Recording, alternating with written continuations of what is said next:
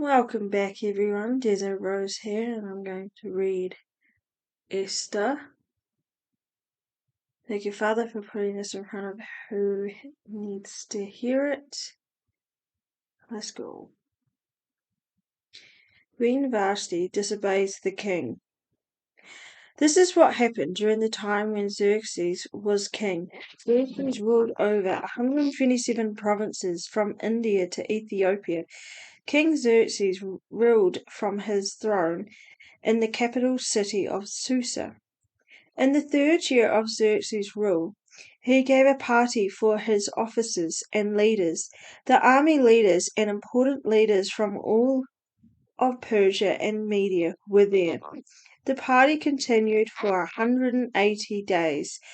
All during this time, King Xerxes was showing the great wealth of his kingdom and his majestic beauty and wealth of his palace. And when the 180 days were over, King Xerxes gave another party that continued for 7 days. It was held inside the garden of the palace. All the people who were in the capital city of Susa were invited, from the most important to the least important. The inside garden had white and blue linen hangings around the room. They were held in place with cords of white linen and purple material on silver rings and marble pillars. There were couches made of gold and silver. They were sitting on mosaic pavement made of porphyry, marble, mother of pearl, and other expensive stones. Wine was served in golden cups, and every cup was different.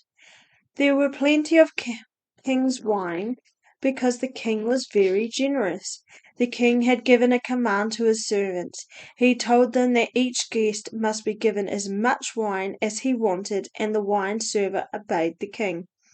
Queen Vashti also gave a party for the women in the king's palace. On the 7th day of the party, King Xerxes was in high spirits from drinking wine.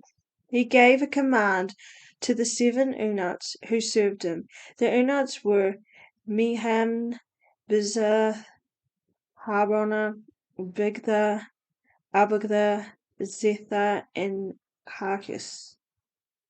He commanded them to bring Queen Vashti to him wearing her royal crown. She was to come so that she could show her beauty to the leaders and important people. She was very beautiful. But when the eunuchs told Queen Vashti about the king's command, she refused to come. Then the king was very angry. It was the custom for the king to ask the advice of the experts about the law and punishments. So King Xerxes spoke with the wise men who understood the laws. They were very close to the king. Their names were Kashina, Shethar, Amanda, Tashish, Mers, Marcina, and Memrican. They were the 7 most important officials of Persia and Media. They had special privileges to see the king. They were the highest officials in the kingdom. The king asked them, "What does the law say must be done to Queen Vashti? She has not obeyed her command of King Xerxes that the eunuchs have taken to her." Then Memucan answered king with the other officials listening, "Queen Vashti has done wrong. She has done wrong against the king and also against all the leaders and the people in all the provinces of King Xerxes. I say this because if all the other women will hear about what Queen Vashti did, then they will stop obeying their husbands. They will say to their husband, 'King Xerxes commanded Queen Vashti to be brought to him, but she refused to come.' Today the wives of Persian and Median leaders have heard what the queen did, and these women will be influenced by what she did. They will do the same thing to their king's important leaders, and there will plenty of disrespect and anger. So if it pleases the king, here is a suggestion. Let the king give a royal command and let it be written in the laws of Persia and Media. The laws of Persia and Media cannot be changed. The royal command should be that Vashti is never again to enter the presence of King Xerxes. Let the king also give her royal position to someone else who is better than she is. Then, when the king's command is announced in all parts of his large kingdom, all the women will respect their husbands, from the most important to the least important. All the women will respect their husbands. The king and his important officials were happy with this advice. So King Xerxes did as Memucan suggested. King Xerxes sent letters to all parts of the kingdom. He sent them to each province, written in its own language. He sent them to each nation in its own language. These letters announced in each person's language that every man was to be the ruler of his own family. Esther 2. Esther made queen. Later, King Xerxes stopped being angry. When he remembered Vashti and what she had done, he remembered his commands about her. Then the king's personal servants had a suggestion. They said, "Search for beautiful young virgins for the king. Let the king choose leaders in every province of his kingdom. Then let the leaders bring every beautiful young virgin to the capital city of Susa. These young women will be put with the group of the king's women. They will be under the care of Hegai, the king's eunuch, who is in charge of the women. Then give beauty treatments to them all. Then let the one who is pleasing to the king become the new queen in Vashti's place." The king liked this suggestion, so he accepted it. Now there was a Jew from the tribe of Benjamin named Mordecai. Mordecai was the son of Jar, and Jar was the son of Shemi, and Shemi was the son of Kish. Mordecai was in the capital city Susa. Mordecai had been carried into captivity from Jerusalem by King Nebuchadnezzar of Babylon. He was with the group that was taken into captivity with the king Jecon of Judah. Mordecai had a cousin named Hadashah. She didn't have a father or a mother, so Mordecai took care of her. Mordecai had adopted her as his own daughter when her father and mother died. Hadashah was also called Esther. She had a very pretty face and a good figure. When the king's command had been heard, many young women were brought to the capital city of Susa. They were brought under the care of Hegai. Esther was one of these women. She was taken into the king's palace and put into Hegai's care. Hegai was in charge of the king's women. He liked Esther. She became his favorite, so he quickly gave Esther beauty treatments and special food. He chose 7 slave women from the king's palace and gave them to Esther. Then he moved Esther and her 7 women servants into the best place where the king's women lived. Esther didn't tell anyone she was a Jew. She didn't tell anyone about her family background because Mordecai had told her not to. Every day Mordecai walked back and forth near the area where the king's woman lived. He did this because he wanted to find out how Esther was and what was happening to her. Before a young woman could take her turn to go in before King Xerxes, she had to complete 12 months of beauty treatments, 6 months with oil of myrrh, and 6 months with perfumes and cosmetics. When her time came to go into the king, she could choose to wear or take whatever she wanted from the woman's living area. In the evening, the young woman would go to the king's palace, and in the morning she would return to another area where the king's woman lived. Then she would be placed under the care of a man named Shashgar. He was the king's eunuch, in charge of the slave woman. She would not go back to the king again unless he was pleased with her. Then he would call her by name to come back to him. The time came for Esther to go to the king. She was the one that Mordecai had adopted, the daughter of his uncle Abigail. All she wanted to take with her was what Hegai, the king's officer in charge of the women, suggested. Everyone who saw Esther liked her, so Esther was taken to King Xerxes in the palace. This happened in the 10th month of Tebeth, in the 7th year of his rule. The king loved Esther more than any other young woman because she became his favorite. He approved of her more than any of the others, so King Xerxes put a crown on Esther's head and made her the new queen in place of Vashti. And the king gave a party for Esther. It was all for his important people and leaders. He announced a festival in all the provinces and sent out gifts to people because he was a generous king. Mordecai learns about an evil plan. Mordecai was sitting next to the king's gate. At the time the young women were gathered together the second time, Esther still had kept a secret that she was a Jew. She had not told anyone about her family background. This is what Mordecai had told her to do. She still obeyed Mordecai just as she had done when he was taking care of her. During the time Mordecai was sitting next to the king's gate, this happened. Bigthana and Teresh, two of the king's officers who guarded the doorway, became angry with the king. They began to make plans to kill King Xerxes, but Mordecai learned about these plans and told Queen Esther. Then she told the king. She told him that Mordecai was the one who had learned about the evil plan. Then the report was checked out. It was learned that Mordecai's report was true. The two guards who had planned to kill the king were hanged on a post. All these things were written down in the book of the king's histories in front of the king. Haman's plan to destroy the Jews.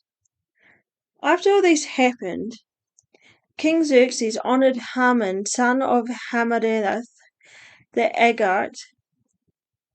The king promoted Haman and gave him a place of honor more important than any of the other leaders. All the king's leaders at the king's gate would bow down to honor Haman. This is what the king commanded them to do, but Mordecai refused to bow down or give honor to Haman. Then the king's leader at the gate asked Mordecai, "Why don't you obey the king's command to bow down to Haman?" Day after day the king's leader spoke to Mordecai, but he refused to obey the command to bow down to Haman. So they told Haman about it. They wanted to see what Haman would do about Mordecai. Mordecai had told them that he was a Jew. When Haman saw that Mordecai refused to bow down to him or give him honor, he was very angry. Haman had learned that Mordecai was a Jew, but he was not satisfied to kill only Mordecai. He wanted to find a way to destroy all Mordecai's people, the Jews, and all of Xerxes' kingdom. In the 12th year of King Xerxes' rule, in the first month, the month of Nisan, Haman threw lots to choose a special day and a month. In the 12th month, the month of Adar was chosen.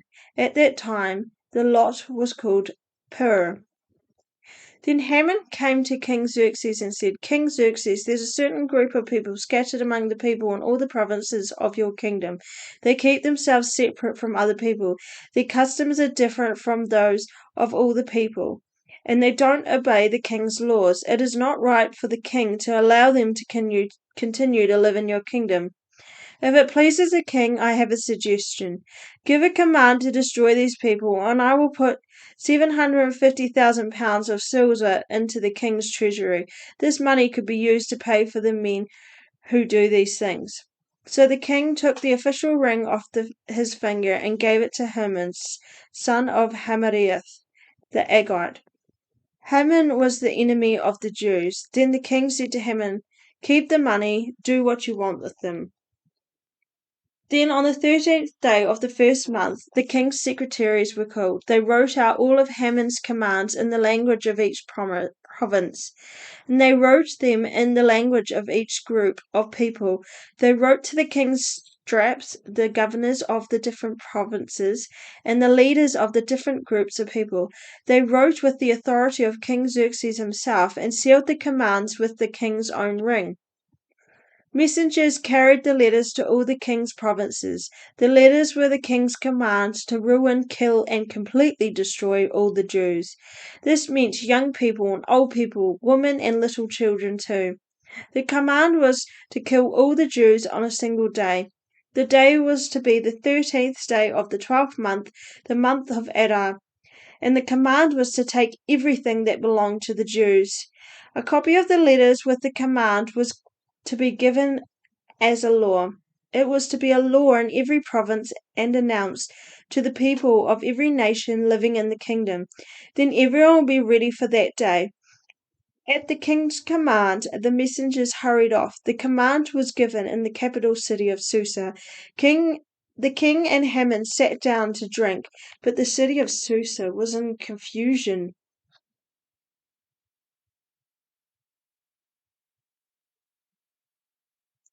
Mordecai persuades Esther to help. When Mordecai heard about all that had been done, he tore his clothes. Then he put on sackcloth, put ashes on his head, and went out into the city crying loudly. But Mordecai went only as far as the king's gate. No one was allowed to enter the gate dressed in sackcloth. In every province where the king's command had come, there was much crying and sadness among the Jews. They were fasting and crying loudly. Many Jews were lying on the ground dressed in sackcloth with ashes on their head. Esther's slave woman and the eunuchs came to her and told her about Mordecai. This made Queen Esther very sad and upset. She sent clothes for Mordecai to put on instead of the sackcloth, but he would not accept them. Then Esther called Hathach, one of the king's eunuchs, and who had been chosen to serve her. She commanded him to find out what was bothering Mordecai and why. So Haggith went out to where Mordecai was in the open place of the city in front of the king's gate. Then Mordecai told Haggith everything that had happened to him. Mordecai had told him the exact amount of money Haman had promised to put into the king's treasury for killing Jews. Mordecai also gave Hatshepsut a copy of the king's command to kill the Jews. The command had been sent out all over the city of Susa. He wanted Hatshepsut to show to Esther and tell her everything. He told him to encourage Esther to go to the king and beg him for mercy for Mordecai and her people. Haggith went back and told Esther everything Mordecai had said. Then Esther told Haggith to say this to Mordecai. Mordecai, all the king's leaders and all the people of the king's provinces know this. The king has one law. Any man or woman goes to the king without being called. That person must be put to death unless the king holds out his gold scepter to them. If the king does this, that person's life will be saved, and I have been not called to see the king for 30 days. Then Esther's message was given to Mordecai. When he got her message, Mordecai sent his answer back. Esther, don't think that just because you live in the king's palace you will be the only Jew to escape. If you keep quiet now and help freedom for the Jews will come from another place, but you and your father's family will all die. And who knows, maybe you have been chosen to be the queen for such time as this. Then Esther sent this answer to Mordecai. Mordecai, go and get all the Jews in Susa together and fast for me. Don't eat and drink for 3 days and nights. And I and my women servants will fast too. We will fast. I will go to the king. I know it's against the law to go to the king if he hadn't called me. But I will do it anyway. If I die, I die. So Mordecai went away and did everything Esther told him to do. Esther speaks to the king. On the third day, Esther put on her special robes. Then she stood inside the area of the king's palace in front of the king's hall. The king was sitting on his throne in the hall, facing the place where the people enter the throne room. When the king saw Esther standing in the court, he was very pleased. He held out to her the gold scepter that was in his hand. So Esther went into the room and went near the king. Then she touched the end of the king's gold scepter. Then the king asked, What is bothering you, Queen Esther? What do you want to ask me? I will give you anything you ask, for even half my kingdom. Esther said, I've prepared a party for you and Haman. Will you and Haman please come to the party today? Then the king said, Bring Haman quickly, so we may do what Esther asks. So the king and Haman went to the party Esther had prepared for them. While they were drinking wine, the king asked her again, Now, Esther, what do you want to ask for? Ask for anything, I will give it to you. So what is it you want? I will give you anything you want, up to half my kingdom. Esther answered, "This is what I want to ask for. If the king is pleased with me and thinks it is good to give me what I asked for, let King and Haman come tomorrow. I will prepare another party, then I will tell you what I really want." Haman's, Haman's anger at Mordecai. Haman left the king's palace that very day, very happy, in a good mood. But when he saw Mordecai at the king's gate, he became very angry. Haman was very mad at him because Mordecai didn't show any respect when Haman walked by. Mordecai was not afraid of Haman, and this made Haman mad. But Haman controlled his anger and went home. Then Haman called together his friends and his wife Zeresh. Haman started bragging about how rich he was.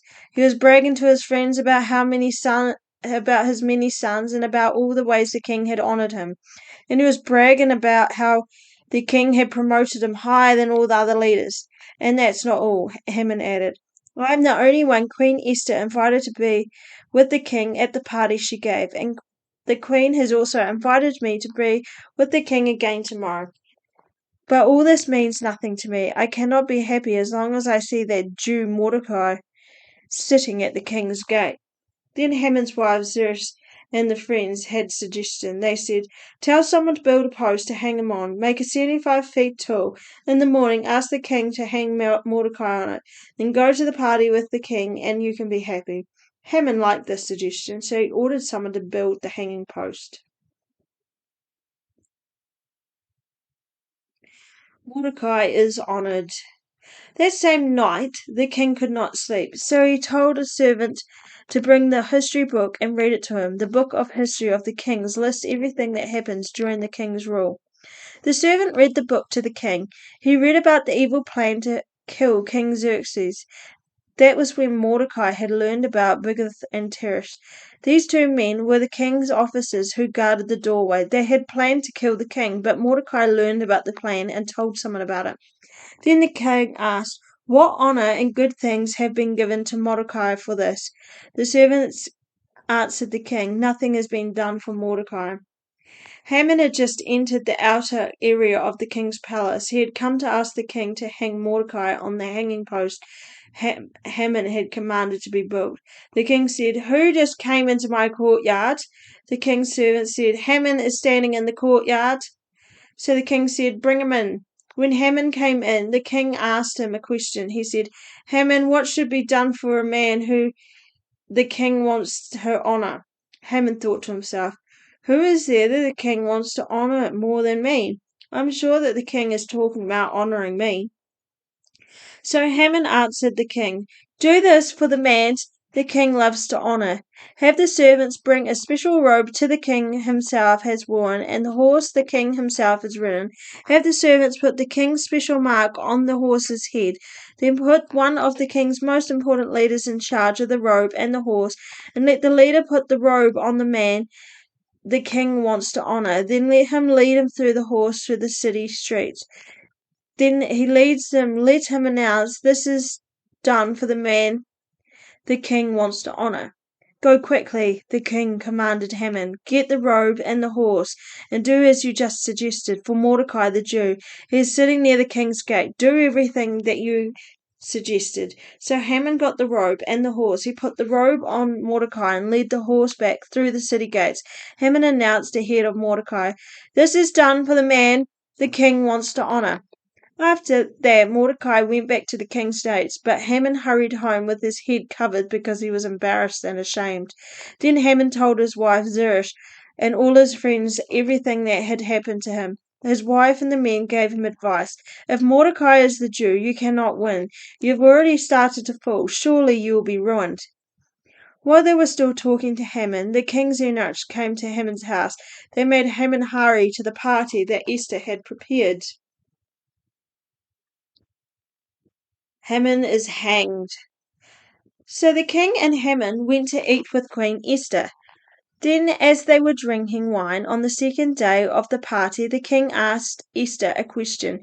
"Queen Esther, what is it that you want to ask for? Ask anything and it will be given to you. What do you want? I will give you anything, even half my kingdom." Then the queen Then Queen Esther answered, King, if you like me and it pleases you, please let me live, and I ask you to let my people live too. This is what I ask for. I ask this because my people and I have been sold to be destroyed, to be killed and wiped out completely. If we had just been sold as slaves, I would have kept quiet because that would not be enough of a problem to bother the king. Then King Xerxes asked Queen Esther, Who did this to you? Where is the man who dared to do such a thing to your people? Esther said, The man against us, our enemy, is the wicked Haman. Then Haman was filled with terror before the king and queen. The king was very angry. He got up, left his wine, and went out into the garden. But Haman stayed inside to beg the queen Esther to save his life. He begged for his life because he knew that the king had already decided to kill him.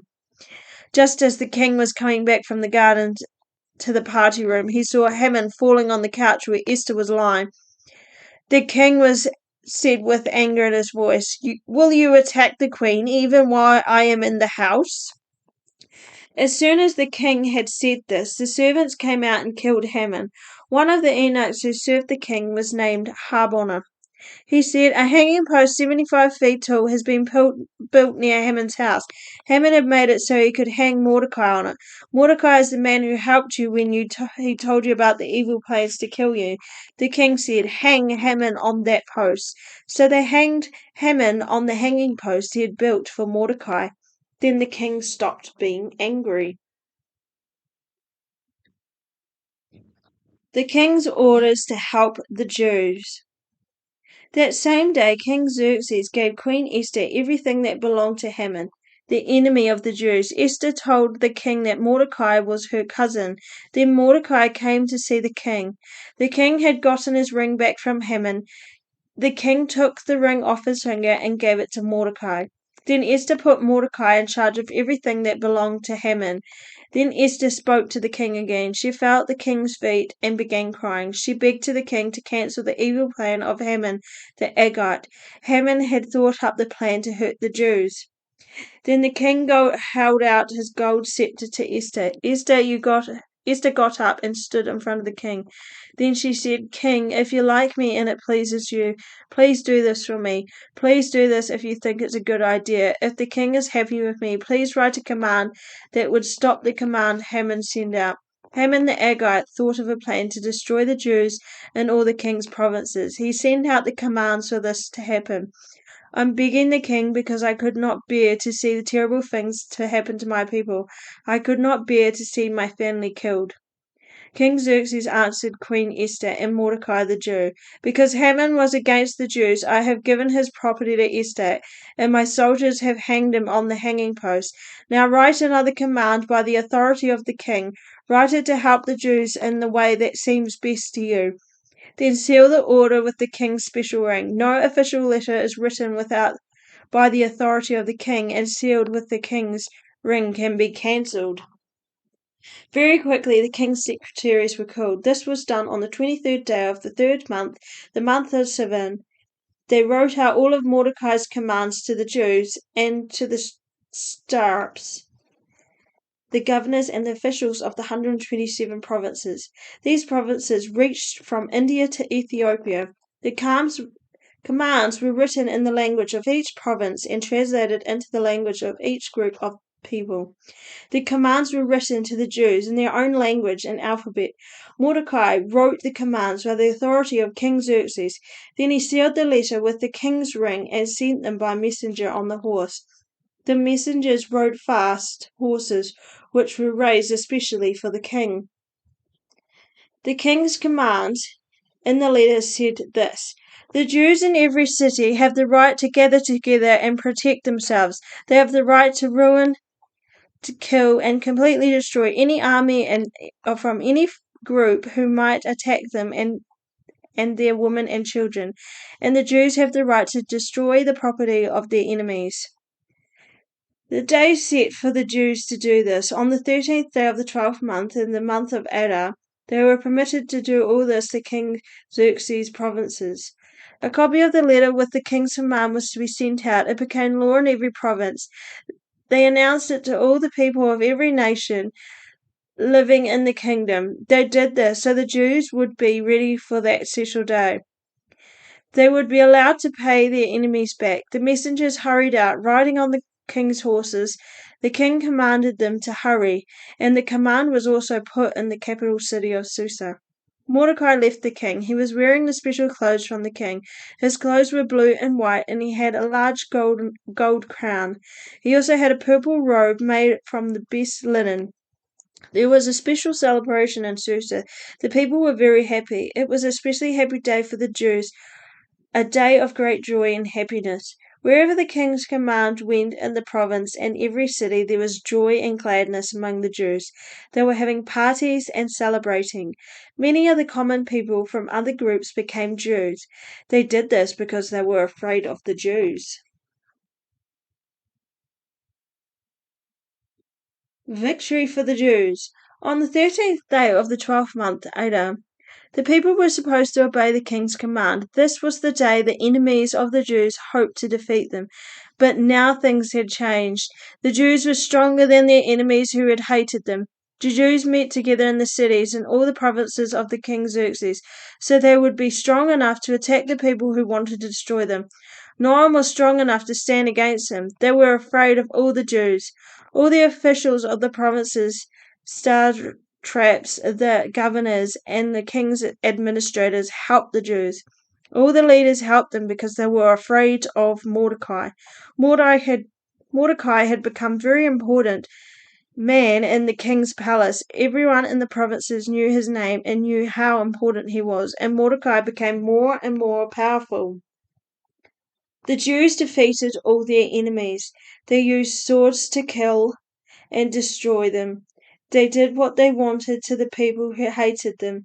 They killed and destroyed 500 men in the capital city of Susa. They also killed these men: Pathsheba, Dathon, Aspada, Horthia, Ardelia, Ardralia, Parmasita, Asarai, Vazitha.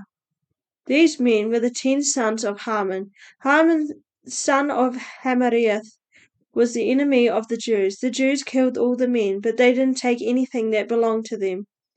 That day the king heard how many men had been killed in the capital of Susa. So the king said to Queen Esther, "The Jews have killed 500 men in Susa, including Haman's 10 sons. Now what do you want done in the other provinces of the king? Tell me, and I will have it done. Ask, and I will do it." Esther said, "If it pleases the king, please let the Jews in Susa do the same thing again tomorrow. Also hang the bodies of Haman's 10 sons on posts." So the king gave command that it should be done. So the law was given to Susa and hanged Haman's 10 sons. The Jews in Susa met together on the 14th day of the month of Adar. They killed 300 men in Susa, but they didn't take the things that belonged to them. At the same time, the Jews who were living in the other provinces also met together. They met together so that they would be strong enough to protect themselves. And so they got rid of the enemies. They killed 75,000 of their enemies, but the Jews didn't take anything that belonged to them. This happened on the 13th day of the month of Adar. On the 14th day, the Jews rested and made that day a happy day of feasting. The festival of Purim. The Jews in Susa had met together on the 13th and 14th days of the months of Adar. And on the 15th day they rested. They made the 15th day a happy day of feasting. So who lived in the country and small villages celebrated Purim. On the 14th day of Adar, they kept 14th day as a happy day of feasting. On this day they have parties and give presents to each other. Mordecai wrote everything down that happened, and he sent letters to all the Jews in all the king Xerxes' provinces. He sent the letters far and near. He did this to tell the Jews to celebrate Purim every year on the 14th and 15th days of the month of Adar. They were to celebrate those days because on those days the Jews got rid of their enemies, and they were also to celebrate that month as a month when their sadness was turned into joy. It was a month when their crying was changed into a day of celebration. Mordecai wrote the letters to all the Jews and told them to celebrate those days as a happy day of feasting. They should have parties, give gifts to each other, and give presents to the poor. So the Jews agreed to do what Mordecai had written to them, and they agreed to continue the celebration they had begun. Haman, son of Hammedatha the Agagite, was the enemy of all Jews. He made an evil plan against the Jews to destroy them, and Haman had thrown the lot to choose the day to ruin and to destroy the Jews. At that time the lot was called Pur.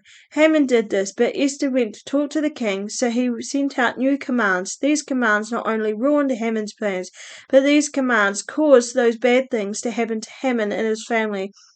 So Haman and his sons were hanged on posts. At this time, lots were called Purim. So this physical festival is called Purim. Mordecai wrote a letter and told the Jews to celebrate this festival. And so the Jews started a custom of celebrating these 2 days every year. They do this to help remember what they had seen happen to them. The Jews and all the people who joined them to celebrate these 2 days every year, the right time and just the right way.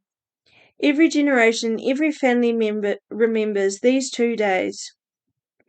They celebrate this festival in each of the provinces and each of every town. And the Jews will never stop celebrating the days of Purim. Their descendants will always remember this festival. Queen Esther, daughter of Abel, along with Mordecai the Jew, wrote an official letter about Purim. They wrote with full authority of the king to prove that the second letter was true. So Mordecai sent letters to all the Jews in the 127 provinces of King Xerxes' kingdom. He told the people that the festival should bring peace and make people trust each other. He wrote these letters to tell the people to start celebrating Purim. He told them when to celebrate this new festival. Mordecai the Jew and Esther the queen had sent out the commands for the Jews to establish the 2-day festival for themselves and their descendants. They will remember this festival just as they remembered the other festivals that when they fast and cried about the bad things that had happened. Esther's letter made the rules for Purim official, and these things were written down in a book. Mordecai honored. King Xerxes made people pay taxes. All the people in the kingdom, even the faraway cities on the seacoast, had to pay taxes. All the great things Xerxes did are written in the book of history of the kings of Media and Persia, also written in those history books are all the things Mordecai did. The king made Mordecai a great man. Mordecai the Jew was the second important to King Xerxes. He was the most important man among the Jews. His fellow Jews respected him very much because he worked hard for the good of his people and brought peace to all Jews. All right. Thank you for listening. I hope that's helped and blessed someone. Thank you, Father, for putting this in front of whoever needs to hear this. If you feel led to sow into this ministry, click the link in the description below. And we'll see you next time. Bye.